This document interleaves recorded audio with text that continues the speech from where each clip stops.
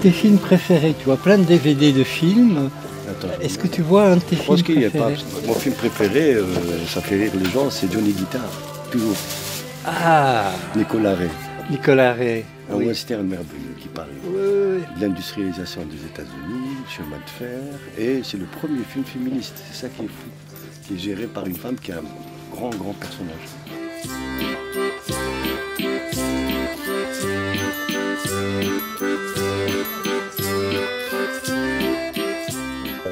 Tu me poses la question, pourquoi le film sur Kate Biasine?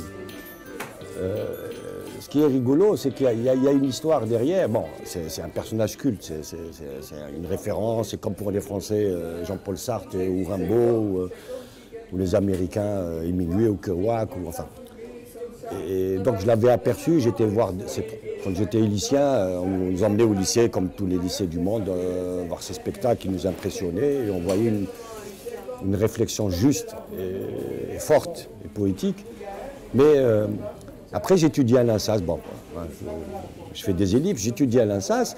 Et il y avait 3-4 profs. Ce qui est rigolo, c'est 3-4 profs comme Paul Henrieux, Roger Beckmans, Arlette Dupont et tout, qui me disent ah, vous êtes algérien, et Kate Biasine n'a plus de nouvelles de lui parce qu'il s'est retiré un peu à un moment donné. Alors figure-toi que mon film de fin d'études, il s'appelle Nedjma, qui est lié à son roman le plus important. Et donc j'ai fait un film où, avec un personnage de fiction, qui tombe sur le livre Nedjma et qui le lit pendant qu'il fait son service militaire français, parce qu'à l'époque on était français, et qui se révolte et qui prend conscience de sa condition humaine, etc., etc. Donc j'emmène le film à Alger, à la cinémathèque algérienne qui est très connue, le directeur de la cinémathèque. Je lui dis j'ai un film et il le projette, et ça a eu beaucoup de succès. Beaucoup de gens, ils avaient le titre, c'était 18 minutes pour dire beaucoup, des trucs comme ça. Donc, et puis, moi je rentre en Belgique, et puis Kate Biasine, un jour, il rencontre il lui dit, je veux te montrer un film qui te rend hommage. Donc il a vu le film, ça lui a plu, il lui a dit, où est-ce qu'il est le garçon, je veux le rencontrer. Il lui dit, ah non, il vit en Belgique, mais quand la prochaine fois qu'il vient, je te le présente. Au début, j'ai été à l'école coranique. Par la suite, on a changé de patelin. Et là, mon père m'a dit, écoute, maintenant, c'est les Français qui sont les plus forts. Il faut que tu arrives à faire tes études en français. D'accord, j'ai été à l'école française. Mais alors là, à l'école française, c'est terrible. J'ai trouvé quand même mieux que ce qu'il y avait à l'école coranique.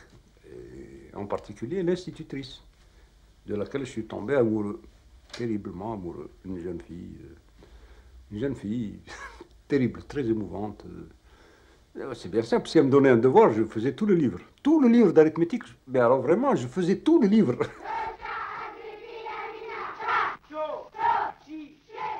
Non, et ce qui est fou, c'est que moi, je le vois, il me serre la main, il me dit « Ah, c'est toi ?» Et lui, je le voyais comme un enfant, il était gêné.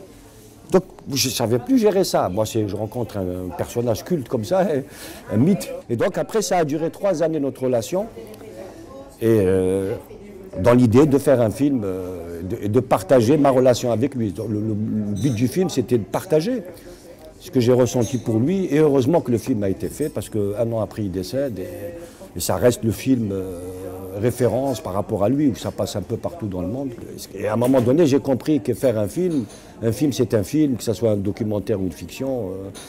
On peut s'exprimer avec les deux. La démarche est différente, ou les contraintes ou les conditions de travail. Mais ce n'est que des films. Et en plus, la Belgique m'a appris ça, l'école belge, où les cinéastes basculent. Tous les trois quarts des cinéastes belges font de la fiction et du documentaire en même temps. C'est pas comme Hollywood ou la France. Je pense que c'est merveilleux, ça. Et la SAS nous a appris ça. Et le cinéma belge, l'histoire même du cinéma belge, il touche aux documents, les cinéastes. Tous les anciens cinéastes, peut-être maintenant les jeunes, je ne sais pas, je ne maîtrise pas, mais Delvaux, Andrien, enfin, tout le monde fait, Chantal Akerman, ils font du documentaire et de la fiction en même temps.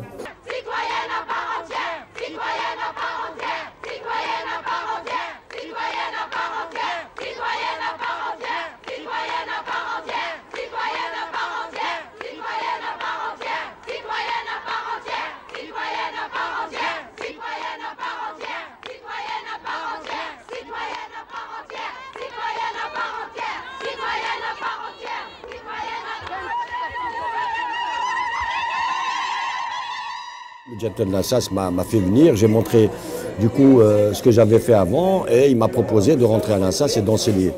J'ai rejoint l'équipe. Il faut rendre à César ce qui appartient. L'équipe de Thierry Oden. Il y avait Eric Powell qui est parti à la pré-retraite maintenant, et Thierry Oden. Et j'ai rejoint cette équipe pour travailler avec eux dans ce qu'on appelle la ligne documentaire, la ligne réalité plutôt. Thierry Oden n'aime pas, il dit la ligne réalité. Oui, moi, il y a une pratique. Moi, je les vois fin octobre pour ce qu'on appelle soit du sujet, c'est qu'ils viennent avec une proposition minimum de 2 projets. Ils disent, je veux traiter tel sujet, tel sujet, tel sujet. Et on discute. Et on discute parce qu'il y a certains sujets infaisables. Parce que moi, j'ai, entre guillemets, la maîtrise des conditions de travail en disant, on ne peut pas aller à Paris, on peut pas, donc ça ne sert à rien, machin. Donc je mets le cadre. Et donc je pousse l'étudiant après à travailler plus profondément, lui donnant des indications. Et on se retrouve 1 mois après, ça s'appelle scénarisation. Et on discute sur la structure, le canevas de son petit documentaire de 3 minutes. Et après, je leur explique qu'il faut faire un dossier de repérage, photo, machin, enfin des trucs traditionnels. Hein. Et là, maintenant, on est en préparation. Début janvier, on prépare et on est occupé jusqu'à début mars. Donc voilà. Donc ils préparent, ils tournent, ils sont initiés au montage, ils montent et puis ils mixent. Ils tournent en pellicule ou en lumière? En pellicule. Oh là là, touchant du bois, j'espère que ça coûte trop cher, mais on les met dans des conditions artisanales. Dans l'idée qu'ils apprennent à penser, à réfléchir. Donc si on leur donne numérique, ils vont zoomer eux-mêmes. Et nous, on a dit, on ne zoome pas. Donc ils ont 2 objectifs qui peuvent changer. Courte focale, longue focale. Ils ont 3 boîtes en film, 16 mm, négatif. Et la Bolex, c'est avec une manivelle. Et la durée d'un plan le plus long, c'est 25 secondes. Imaginez avec une numérique, au début, il va appuyer, il va faire caméra stylo.